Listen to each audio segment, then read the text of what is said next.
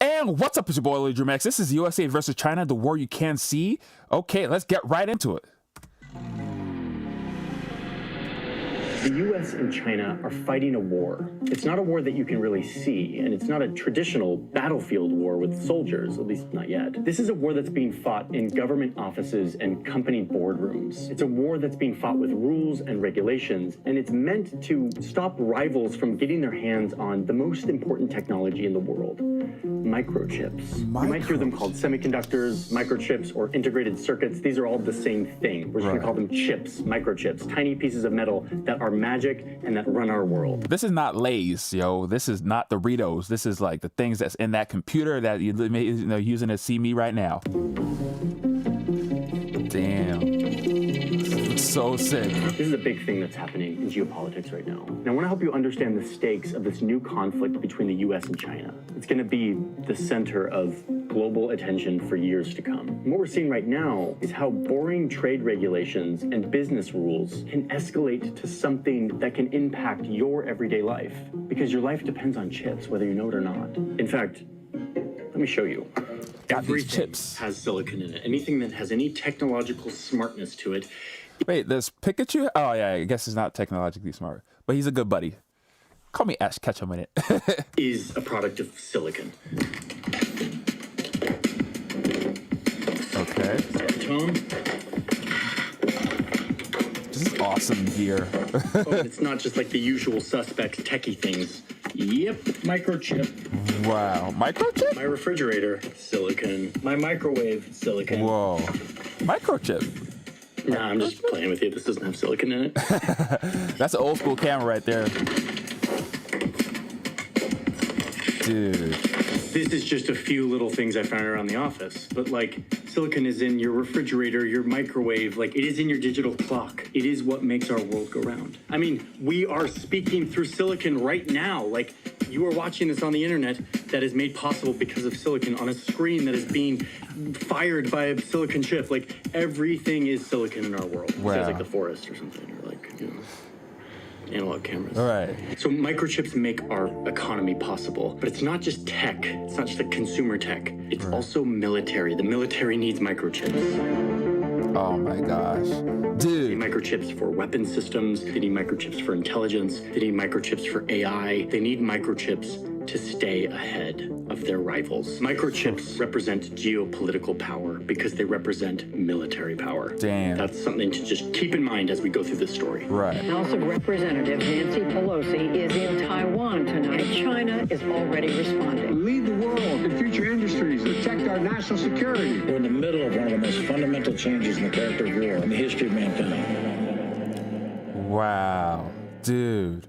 Hey, pause. I feel really strongly that the internet is a place where you can learn to level up your professional skills. I learned all my skills. Oh, yeah. So this is an ad. That's how I know how to animate and edit. And go ahead and skip forward.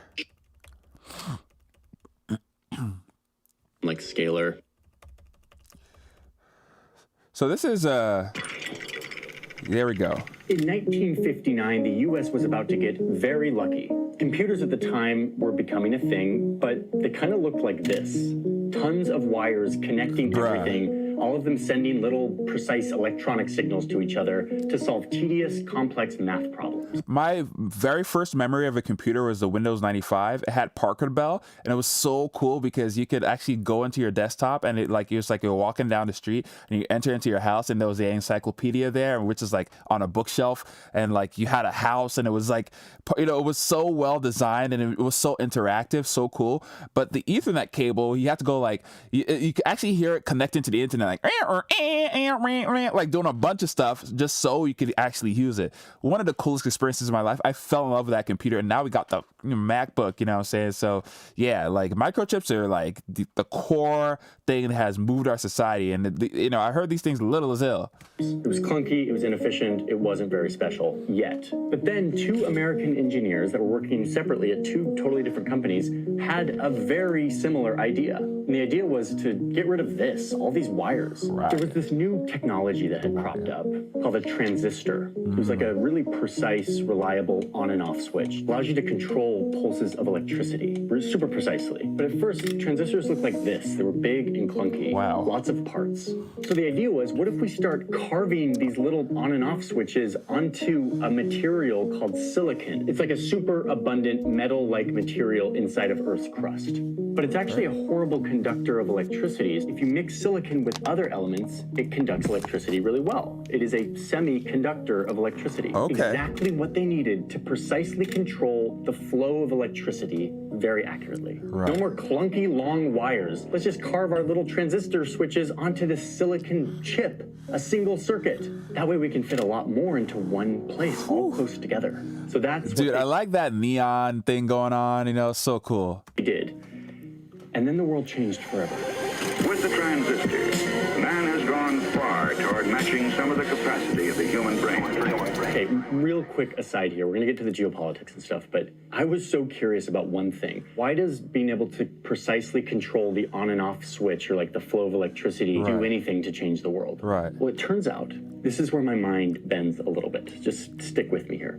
So transistors can turn on and off, and they send a signal that results in one of two things, a 1 or a 0 when it gets to the other side. Super boring and useless if you just have one little transistor sending a 1 or a 0. But if you have 1,000 of these switches all sending little signals in the right order, suddenly you have something that kind of resembles a little brain, firing signals in a coordinated system that can actually solve logical mathematical problems and literally remember things. This is kind of how our brain works. It's pulses, lots of pulses. And now we're talking about computing. This is how computers work. Wow. The more pulses of electricity you can control, the more you can do with technology. And suddenly, there's a new gold rush in the United States. But the gold is now silicon, and the rush is to put as many of these little switches onto that silicon chip as possible so that we can make our technology do more and more sophisticated stuff. Right. And now people have smarter clocks and TVs and radios and video games and calculators. Things that you can hold in your hand and press a bunch of buttons, and suddenly the silicon chip is solving math problems for you instantaneously. What is happening? This is magic. This is and it's not just bars. tech bros in the 60s who are loving this. The US military and NASA are first in line to get their hands on these new chips. They dream of using them for more sophisticated weapons. Or going to the Whoa. moon. That seemed real phallic. Seemed like I was not supposed to be seeing that, but go ahead. Chips were becoming a currency for national power. We gotta protect them, thinks the USA. Luckily, the USA didn't really have to do much to protect them at first. They were killing it. They were the global leaders of this chip making stuff. Every year, US companies crammed more and more transistors onto this little piece of silicon. More calculations per second. More and more companies are now cropping up to make dreams come true with their new magical microchips. Lots of this action was happening right here in Central California, in a valley that would soon take on the name of the material that enabled this magic to happen. That makes By sense. the mid-1980s, they were carving nearly 300,000 little on and off switches onto a piece of silicon. Did he just say 300,000? That's 300? That's crazy. Oh, and look, it's Steve Jobs and Bill Gates. Bruh, if I did that, I would not need to, like, you know, become a billionaire. I was like, hey, I jumped over a chair once. I cleared that shiesty. It's like, what's the point? That's it. I reached the ultimate. Using these more sophisticated silicon chips to change the course of history. Home computing, color televisions, more advanced satellites, and smaller electronic devices of all kinds. There's a revolution happening. And over the next 30 years, the number of transistors that they can fit onto a piece of silicon starts to become ridiculous. And it's like the 90s, and these things are getting faster and smaller, and now humans have computers in their homes that are more advanced than the ones that were used to land on the moon. Not only do they play the typical computer games that all the kids enjoy, but their curiosity for learning has skyrocketed. So I can use this to land on the moon? Hey, hold on. I can use this. Oh, that's perfect. Yo, move aside, Elon. I'll be in Mars. Meet me in Mars with your spaceships. You know what I'm saying? I'll take care of the place for now. And look, it's even smaller now. It fits in your pocket. And we are calling it Dude, there's so much cool. All the cool stuff I love has microchips, right? Look at this stuff. You know, I haven't played this game. I haven't played this so long. I gotta take some time to play this, but this is so cool. Like, you know, Okay, man, this is kind of like an action figure. This is from a show called TTGL. But yeah, man, like there's so much cool stuff that we love that's just determined, you know, like whoever controls microchips controls the world straight up, because all the cool shit, microchips. And shout out to I was gonna call him Bill Nye. Yeah, you know, shout out to the creative. I feel so terrible forgetting his name. Steve Jobs. Thank you. Thank you myself. None of this is possible without these little magical brains made of silicon. Okay, but then a problem arises, and it has to do with these. These look like just factories where they make microchips, right? No, these are not just factories. We have a special name for these. They're called fabs, and they are a central part of this story. Fabulous. Because listen, cramming tens of millions of transistors onto a piece of metal-like substance from the Earth is hard to begin with. But as the number of transistors continues to double and double and double, making them becomes incredibly complicated. I mean, look at these operations. This is inside of a fab, and the reason why it looks like they're doing open heart surgery here is because even a single speck of dust that gets into this fab and onto one of these chips can totally ruin it. So this looks like a shiny Pokemon card. American companies who are designing and making chips, but every year they have to spend more and more on these tedious fabs, these factories on steroids. They're getting really spendy, like billions of dollars spendy. Meanwhile, an ocean away, you've got a couple of economic miracles happening in all of these countries in East Asia that are rapidly developing. And they want in on this microchip gold rush.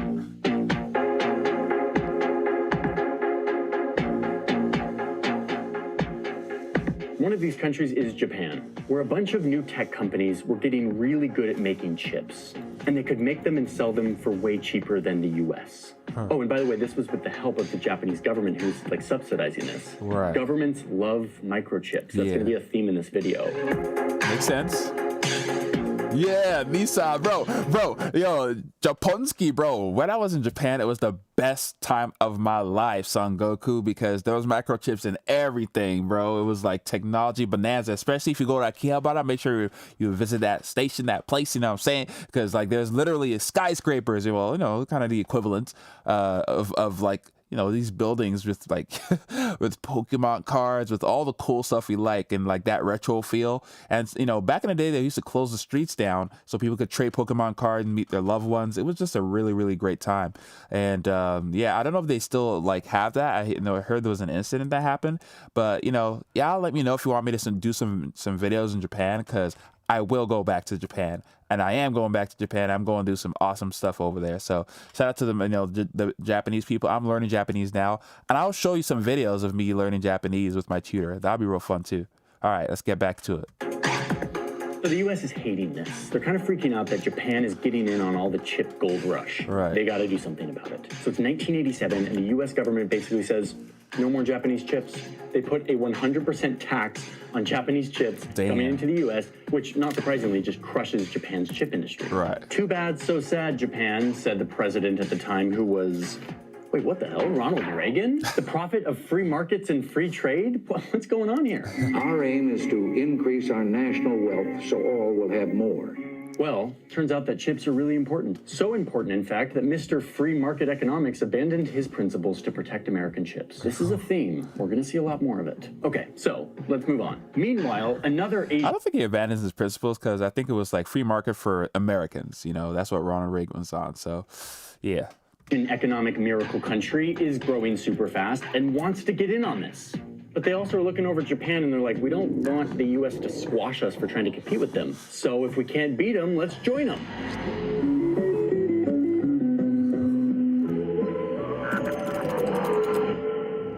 Wow. Oh, and this is a really important foreshadow here. Taiwan is looking over here at their neighbor China, who's also getting really rich and more serious about making good on their lifelong promise to eventually invade Taiwan and, quote, reunite it with China. Kind of scary. So in the back of Taiwan's mind, they're also kind of looking for a way to get the West to protect them. So they made a bet, a freaking brilliant bet that solved all their problems at once.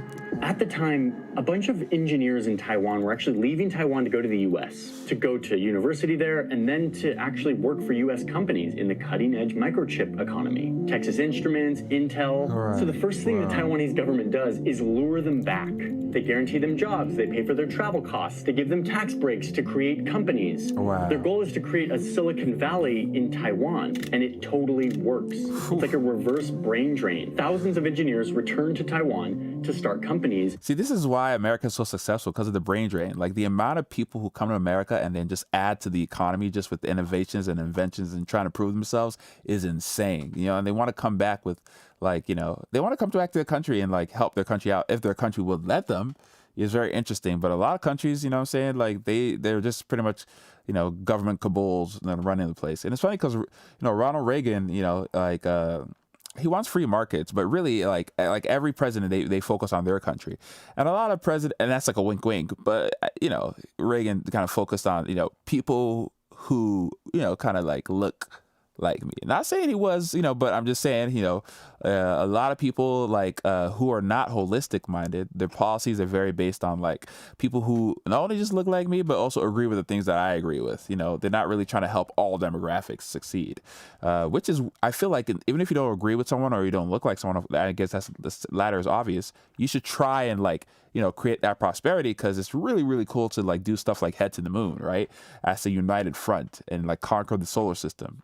I hope that's where the Earth is headed. But let's see how this. Let's see how, you know, based on this is kind of a little bit of a glimpse of, you know, if we are gonna, you know, head in that direction. You know, unless there's a huge change happens, we'll see. And to help build the microchip industry in Taiwan. And one of those engineers is the one who actually changed the game. It's this guy named Morris Chang. He had the best idea of all of them. He had seen that American chip makers were hating how much money they had to invest in these fabs, these really complicated factories to make microchips. His idea was, instead of trying to compete with the United States in the chip industry and get crushed like Japan did, let's become their friend. Let's solve their problem. We won't design chips, we won't make devices, we won't make the software, we will just make the chips themselves. We will become the masters of fabs, the tedious, expensive job of getting more and more transistors onto a piece of silicon. So he starts a company called Taiwan Semiconductor Manufacturing Company. Makes sense. TSMC, super promising and creative name, Morris.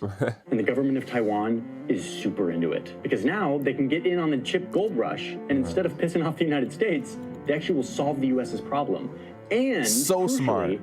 So smart. Ally yourselves with strong allies. You know what I'm saying? Like, because it's an awareness of like, okay, they're doing something right when it comes to prosperity making. So, you know, a lot of countries are not aware of this, like regardless of ideologies, you know, like, anyways, like, I guess a lot of people like they disagree so much with the ideology that they're just like, I can't align myself with that at all. But I get it. Make the US reliant on them. So now they have protection, a silicon shield to protect them from their big aggressive neighbor. Wow. The government gave nearly half of the startup costs to Morris Chang to start this new venture. They connected him to venture capital, and according to Chang himself, the Prime Minister of Taiwan even called a super rich Taiwanese investor to force him to invest in TSMC. Whoa. Okay, yeah, wow. Like, you can see just how vital chips are. Wow. A little piece of silicon with a bunch of on and off switches. Right. TSMC was basically a state-owned company from the beginning. Can you imagine creating a product so valuable the government forces like like someone to like invest in you? That would be like the ultimate like money hack. You just invent something that's like, we really, really need this, is gonna like make us like super, super on point. So let's like gambaro it. Gambaro is like, you know, try our best in Japanese. So yeah, Taiwan's now in the game, and semiconductors are now becoming a geopolitical bargaining chip. Yeah. A geopolitical bargaining chip. Very nice. I kind of regret it. Sorry. Ooh, back in the day. I believe I'm going to be the nominee. So it's like the early 2000s, and semiconductors are now squarely a part of geopolitics. Right. Meanwhile, in business world, in Silicon Valley, they are loving this Taiwan situation. Because now, instead of having to do all of this expensive, tedious fab stuff, they can just do the design and the software and the business side of it, and they can just ship it off to TSMC and they do the rest. Right. Taking on the expensive, tedious work of maintaining their fabs and keeping them up to the cutting edge, which requires billions of dollars every year. Like, Wow. to keep some perspective, look at this graph. This is the number of transistors on a piece of silicon. By 2010, they're now getting a billion People who understand graphs, this is like, I don't know if you know what's going on here, but 2010, 2017, this shiesty has gone crazy, bro. That's where the chat GBT, all that shiesty is like, it's like, ding, ding, ding, ding, like, it's to the moon. Like when it comes to technology, it's like, there's going to be a super, super boom. It's already happened, but it's going to be fruit of the loom. transistors onto a piece of silicon the size of your fingernail. And the only way to do that is to make each one of these insanely small. Okay. So let's just take a moment to blow our own minds here. Each transistor is becoming smaller than a width of a human hair. Wait, no, sorry, that's actually What? way too big of a scale. A human hair is like 90,000 nanometers thick. We need to go smaller, like a red blood cell. Wait, no, that's still too big. 7,000 nanometers. Okay, a virus, something that's not even totally alive, serious? so small. Wait, that's 14 nanometers, still too big. I mean, we are getting into insane scale. This is why people are worried about getting tracked. Can you imagine a chip that like you can't even get out your blood system, like but can track you? Like how? Here, IBM recently revealed a chip with transistors that are 2 nanometers thick, making them literally smaller than a strand of DNA. Whoa. So in these fabs, the reason it looks like this is because they have to figure out how to do this and to keep doing it and keep making it smaller and smaller, providing the world with the most advanced chips. And this is why we have nice things. Your entire world revolves around what is happening on these little strips of silicon. Wow. That's how deep was coming. Oh yeah, what game is that? Crazy, dude. But more and more US chip companies don't actually have fabs. They design them, they do all the software and the machinery and the selling and the business, but the actual making of the chip happen in Taiwan. See, this is why I love like the history of technology, because I remember like back in the day playing Pokemon on my Game Boy Advance. Well, I was borrowed because I couldn't afford one, but damn, that was just, those were the days. Yeah. But as 92% of all advanced chips are now made in Taiwan, what this means is that the US is completely reliant on TSMC, basically. And finally, we're getting to the conflict. This is where China becomes really important. Sorry, guys. I was looking for the made in Taiwan. I feel like I've seen it somewhere here. But it's so cool because when you see it, you're not like, oh, okay, like made in Taiwan. You're like, okay. I mean, you don't really think about it, but you're like, whoa, this is actually made like thousands of miles away. Anyway, it's just really cool. Because China, the most populous country, is suddenly very rich. And they want new tech too. So they become actually a giant customer of all these chips, buying 40% of all the chips in the world, meaning that they are now reliant on the US, who is reliant on Taiwan, to design and make their chips. So let's look at the modern chip industry as it all comes together, which is going to set the stage for how this conflict is playing out today. Here's a very simplified version of the supply How do you have a conflict with someone when you buy stuff from them? Interesting. chain. Again, very simplified. It's just insane. I guess trade is trade. Into the full thing. The US is the one that manufactures the machines, the software, and the designs. Japan makes metals and chemicals for chips. The Netherlands makes this crazy UV laser machine that is used to carve the chips. And Taiwan, crucially, does the expensive, tedious job of actually making the chips. Almost all of the most advanced chips in the world are made in Taiwan. And then you have China, who is the giant customer in all of this. They're the ones who are buying more and more chips to grow their economy. I mean, look at this beautiful supply chain. You've got a bunch of countries that are involved now. Everyone has a part to play, and everyone depends on each other for chips. Globalization is great. Economic interdependence is a recipe for peace and mutual prosperity. Yay! Right? I mean, it used to be. But there's something else happening with the supply chain that might be hard to see in this diagram, which is that the US is still the kingpin of this system. They're the most important player. They have the most important ingredients, the best designs, the best software, and the most machines to make chips. Taiwan, their bestie, has the second most important ingredients in all of this. Bestie, that's my best friend. The fabs that actually make the chips. China, on the other hand, is in a position of weakness. Their role is basically the big hungry chip consumer, totally reliant on their frenemy, the United States, and their annoying neighbor, Taiwan, who they want to invade, but now they're reliant on for cutting-edge chips. And what's at stake here for China? Well, it's not just their economy. They don't want chips just so they can have a bunch of cool tech. They want it because more and more, they need advanced chips for their military.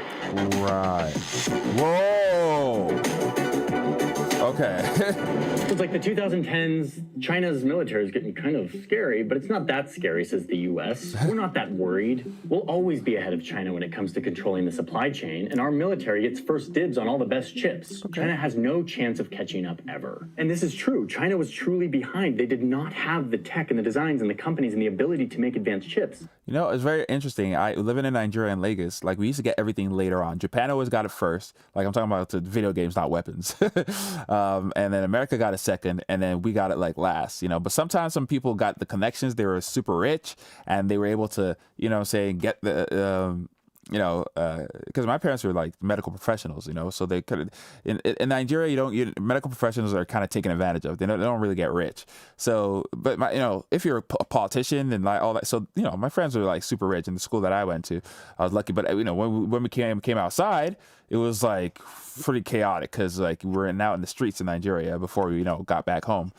And home is just the streets, essentially. Anyone could break into your house. But, everyone knows back in the day in Nigeria. But anyways, what I'm trying to say is that it was really, really cool because any time a friend, like his dad went to Japan or some other place and got him a Game Boy or the latest gadget, we would all gather around and be like, whoa, this is so cool. It was like we geeked out. It was just like a bunch of geeks. Like, it was really, really fun. And back in the day, it was like, I said back in the day. Well, in Nigeria, essentially, it's like it's fashionable to be a geek. You're supposed to be a geek, right? You're supposed to be like this, microchip guy, and not like geeky, but you're supposed to be super smart enough to get good grades and all that kind of stuff. But it's really, really cool. I think back on it, like I would get stuff like 5 months later sometimes, and then new stuff has come out. We're like, whoa, the Nintendo DS, or whatever it was back then. So.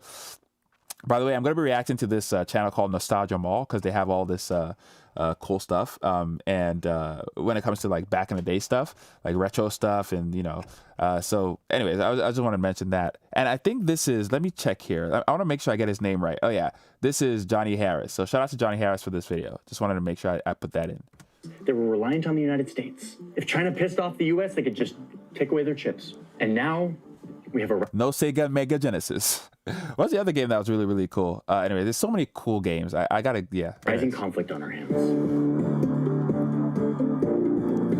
China, this big superpower, is not going to let this happen. They realize that they have to do two things. Number one, they have to start making their own chips. They want to break free and stop relying on the U.S. for anything. Make their own chips so that the U.S. doesn't have leverage over them. Okay. And number two, and deeply related, is they want to continue to build up their military, to modernize it, to build more warships and satellites and high-tech missiles and drones, and eventually AI. All of this needs advanced chips. Whoa, which they don't. Bro, anytime I see like a huge army, I'm like, oh my God, can you imagine just being one of them? Like, I mean, I do believe you should fight for your country and the country that takes care of you if necessary, and you'd agree with the ideology. But like, I mean, there's something about an army that just makes you feel insignificant and just like a pawn and like powerless. I don't know. In my head, I get it. I mean, that's how I feel a little bit. But at the same time, you're part of something big. I get that too. But like, so that the U.S. doesn't have leverage over them. And number two, and deeply related, is they want to continue to build up their military, to modernize it, to build more warships and satellites and high-tech missiles and drones, and eventually AI.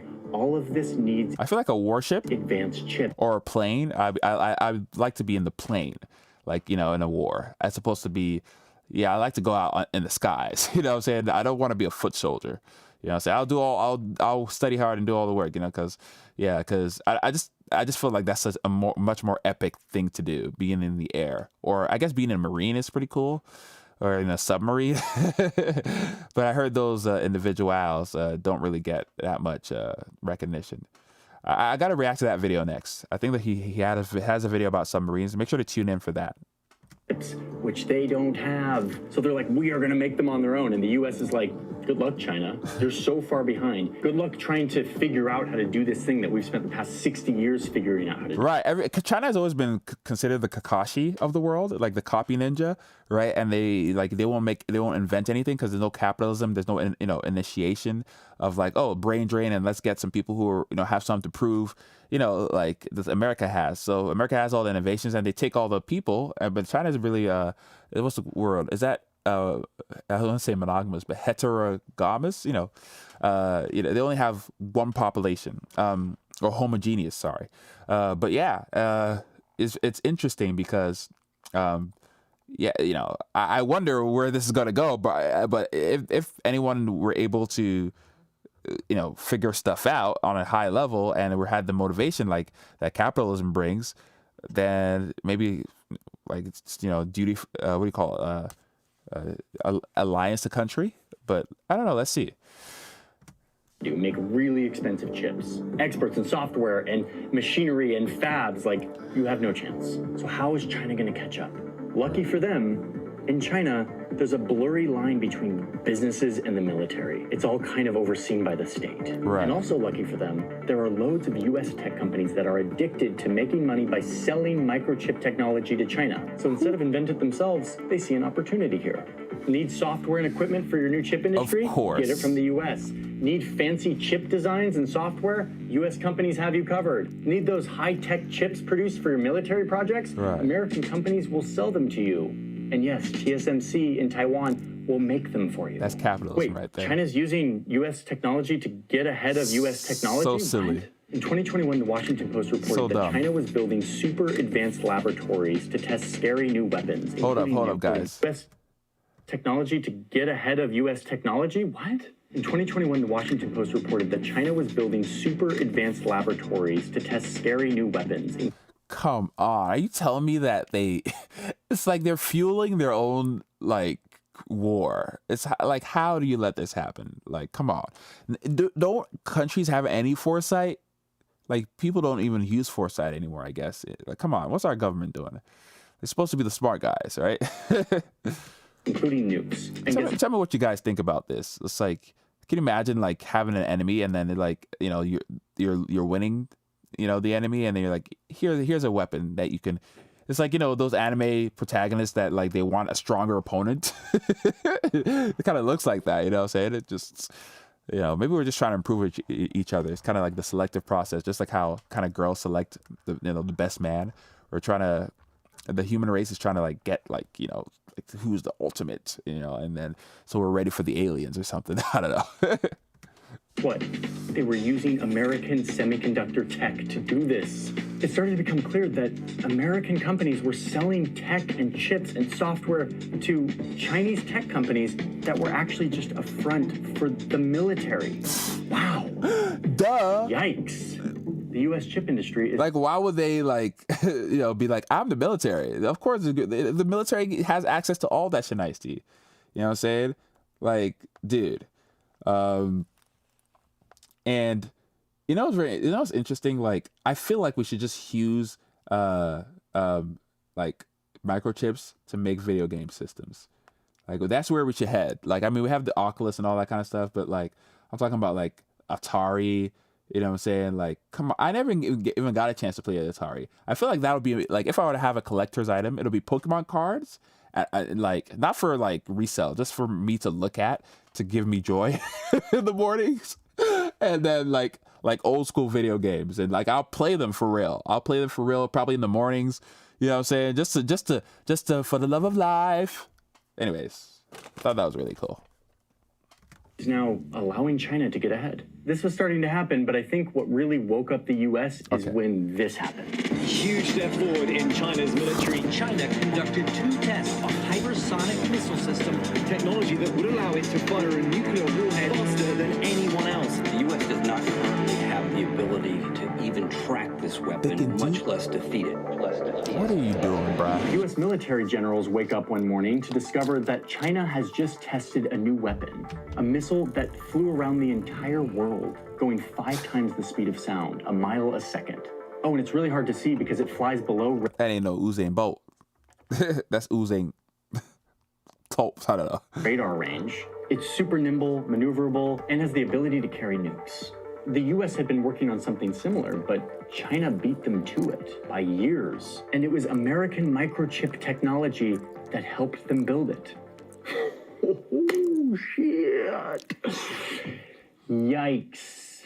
That's We've crazy. totally caught them off guard. Says that US intelligence services had no idea that China was so far ahead. It turns out that while the US government thought that they were running faster and that they were fine, they were actually fueling the rise of their biggest rival by giving them the technology that they need to get ahead. So I wonder if it's like good that like these people keep each other in check, but nobody wants China to win because freedom is awesome, right?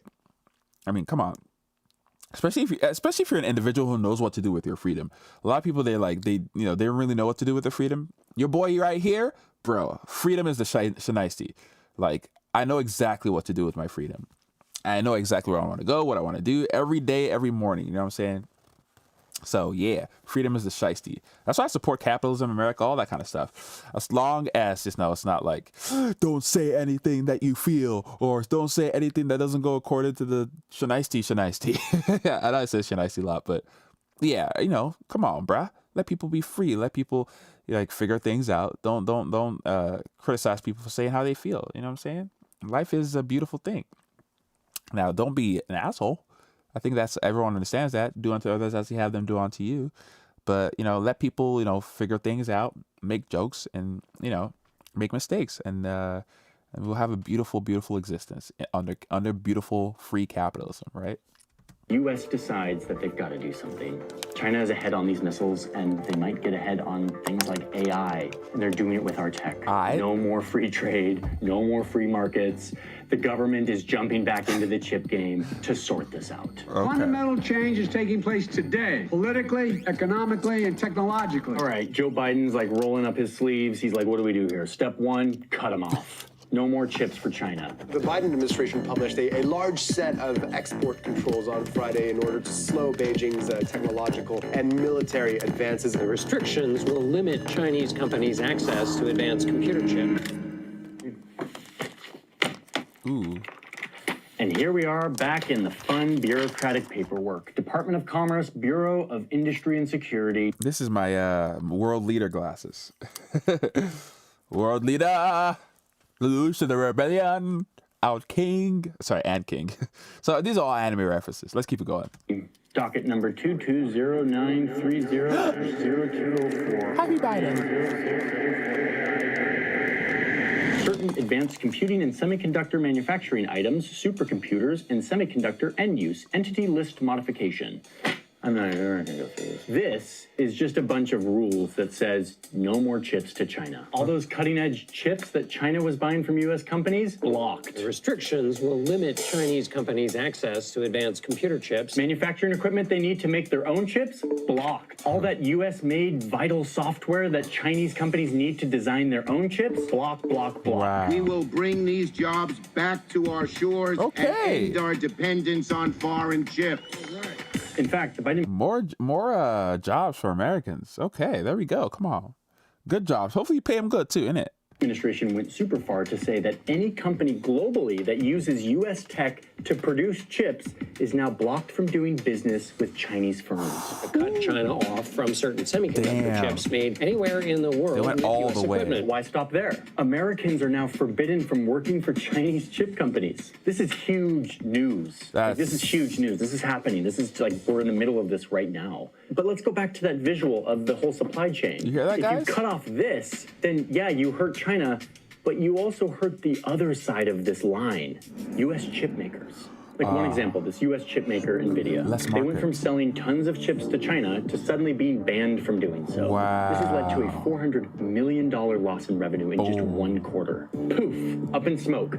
One of the biggest chip makers now totally cut off from their big customer because Joe Biden is afraid of the Chinese military, and for good reason, which leads to step 2 of this policy. The Biden administration wasn't going to leave these tech companies out dry, so they gave billions of dollars to American chip makers to say, hey, yeah, sorry we cut you off from your main customer because we're kind of getting scared of their military, but we have to protect our chips. Here's a bunch of money. Congress passed the CHIPS Act, which gives billions of dollars to these companies to create fabs back in the... This was just recently passed, Son Goku. They just print money and hand it out to your boys. But that makes sense. It makes sense because you got to maintain the economy. You got to make sure people don't lose their jobs. Hey. And, it's funny because I watched a video with Peter Zahan. I got to check him out and do some reactions on him. But yeah, it's like It's very interesting when you look at geopolitics, because geopolitics is like there's the next level in which like humans are existing, and they're human beings like us, but like they're doing things on like every decision they make counts so much that it affects billions of people. The ripple effect is crazy. The butterfly effect is insane. Son Goku. It's just something I think about. I'm like, wow, that's like intense. United States. This time it wasn't Russia, but China, another rival power, would get way ahead of us if we didn't pull out all the stops. Right. And this legislation is the first large step in pulling out all of those stops. That makes sense. I get it. Now, yeah, but can't we all just get along and make video games and play them? I know that's naive, but yeah, that's the way I think. You know what I'm saying? But yeah, I hope our world leaders actually care about us, man. Can we start to pick world leaders based on their propensity to care about their populace at least? And, saying maybe the world populace at the most. You know what I'm saying? And hopefully they're skilled enough to negotiate and do all the other things. But it's hard to get everyone in that same skill set and also compassionate. Tricky things. Because the ones who are supposed to be in power are not the ones who want to be in power. Government wants the fabs to come home to ensure that this most valuable technology isn't solely reliant on outside countries. And we're talking giant payouts. 50 billion taxpayer dollars go to companies like Intel, which is now opening a new fab in Ohio. We are going to build the most advanced stuff in the world right here in Ohio. Or even TSMC themselves, which is based in Taiwan, but is now opening a new fab in Arizona. Keep it in the family. Okay. By the way, I just want to mention, if you're out there and you're a leader and, you feel like, hey, I don't need to lead or I don't want to lead because it's tedious and, I don't really want to have power over people because I know exactly how you feel. Think about it this way. The amount of good you can create. Look at what Mr. Beast is doing. Like the amount of good you can create just by being your best self and just like getting on it is so incredibly rewarding and immense that, I'm saying you should go for it. Absolutely. Because you'll create something beautiful, not just for you and your family, but for the future of humanity. And it's all worth it. It's because it's a beautiful planet and we're very, very lucky. So get after it, okay? Okay, so this is economic war, and the Biden administration just did a huge move. Reminder that the reason why this is important is because it's not just about like business or even missiles. This is about chips. Chips are not just chips. Chips are the future. Chips are power. Yes, chips mean economic growth and new cool technology, but chips also mean new weapons. Chips are the currency of geopolitical power. Kind of like what oil used to be, but now it's freaking silicon with a bunch of on and off switches on it. The U.S. is taking control of its valuable resource and cutting China off. So the U.S. makes this big move, cuts China off, and that, this is geopolitical conflict. They just made the move. The ball's in China's court now. How will they respond? And this is where Taiwan comes back into the picture. Okay. Taiwan is a small country that finds itself in the crossfires of this conflict. 92% of all advanced chips are made here, mostly by TSMC. The U.S. is totally reliant on them. A few months before the Biden administration was doing all of this, making it illegal to sell chips to China, Congresswoman Nancy Pelosi visited Taiwan, not just to shake hands with political leaders. No. She was there to visit TSMC, the chip fab. What Pelosi was really doing here was signaling to Taiwan that they are vital to American security. The U.S. relies on this and will protect it. Came to Taiwan to make unequivocally clear we will not abandon our commitment to Taiwan, and we are proud of our enduring friendship. And in doing so, she shows us what China's counter move might be in all of this. It might be Taiwan. Are you willing to get involved militarily to defend Taiwan if it comes to that? Yes, that's a commitment we made. Okay, but wait, what this doesn't mean is China's going to invade Taiwan and take all the chips or take over the fab or something. That scenario doesn't make any sense. Right. If China invaded Taiwan, all they would find is a bunch of empty fabs if they weren't bombed already. They wouldn't know how to operate them. They wouldn't have all of the engineers and the software and all of the supply chain stuff that they... I'm assuming that those arrows were the engineers fleeing Taiwan because, unless they try to capture the engineers, it's pretty much impossible, right? But, okay. Yeah, unless you do one of those like work for me and like Dexter's Laboratory, I don't know, and like create the thing and I'll take advantage of, like you see on those cartoons. Scientists are just being bullied by the leader just to make stuff so they can be powerful. They would need to actually make chips. They would likely be fighting a war, and the US would probably get involved. I made a whole video about it. You can go check it out. Anyway, the effective countermove here for China would be to operate right on the edge of active warfare, to strike back at the US without provoking a military response. This is how big nuclear powers do it. They don't actually clash. They want to just sort of poke at each other. Right. One scenario would be China sending a bunch of its Navy ships to set up in the ocean right around here, creating a kind of partial blockade. They could stop cargo ships that are coming to and from the island, kind of just slowing everything down, but really holding the silicon hostage, making it hard for the supply chain to actually work. Right. I mean, just remember like the COVID-19 chip shortage or like supply chain shortage or even like the Suez Canal blockage from a couple years ago. Imagine those supply chain issues, but like on steroids, totally debilitating and being used for a hostile purpose. Can't they move the chip manufacturing to the US completely, to Silicon Valley and all that kind of stuff? I guess that's what they're trying to do now, but like, or recreate them. I guess that'll be billions of dollars. Yeah, anyways, let's see how it go. Strike back at the US. Like Biden forbidding American companies to sell chips to China, the blockade would be a way to strike at your nuclear-armed rival without going too far, without risking too much escalation or a miscalculation. Right. It's incumbent upon us to stay number one. To lead the world in future industries, protect our national security. We are going to build the most advanced stuff in the world. We're in the middle of another economic war between big nuclear powers. We don't know what happens next, but one thing that feels clear to me is that Cold War vibes are back as these two great powers with different ideologies about the world compete with each other. Right. This fight over chips will continue. And this idea in international relations that I kind of took for granted, which is that like globalization and interdependence is good and will lead to less conflict, it's being seriously challenged. Economic interdependence is being used as a weapon. That's what we're seeing here. And not just here. I made a video a couple months ago about how Vladimir Putin is cutting off natural gas to Europe. Frankly, it's not that much different than Joe Biden cutting off microchips to China. Wow. I mean, it is different in a lot of ways, blah, blah, blah, we get it. But like the big mechanics of how this conflict is playing out are peculiar and is becoming a part of how conflict looks today. So even as this old school style war continues to rage in Ukraine, we're seeing an evolution of how conflict works in our world. Where once a lot of conflict revolved around natural resources like oil most recently, the currency of power, we've moved to an era where a magical piece of metal-like substance called silicon, pulsing ones and zeros, is kind of the new oil, the new currency of power, the new thing that we should protect to protect our military supremacy. So in a big shift of the trend of globalization, countries are now turning inward to protect their stuff, leading to a new era of distrust, severed connection, and rising tension. The fourth turning. Okay. Semiconductors is over. That's it. I'm now going to eat a Reese's peanut butter cup from Trader Joe's. I'm hungry too, son. Wow, it's good. Wow. That was amazing, guys. USA versus China, the war you can't see. Man, oh man. Atari.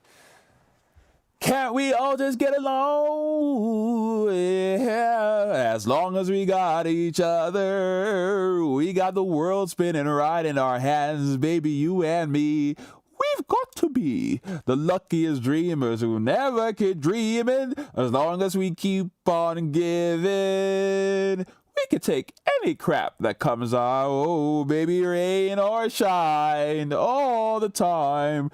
We've got each other sharing the laughter and love. Make sure to like and subscribe. Watch another video. Love you guys. Stay tuned for more. Let me know what else you want me to react to. Keep it pushing. Keep it pumping. Love you and stay blessed. Whoa, whoa, whoa.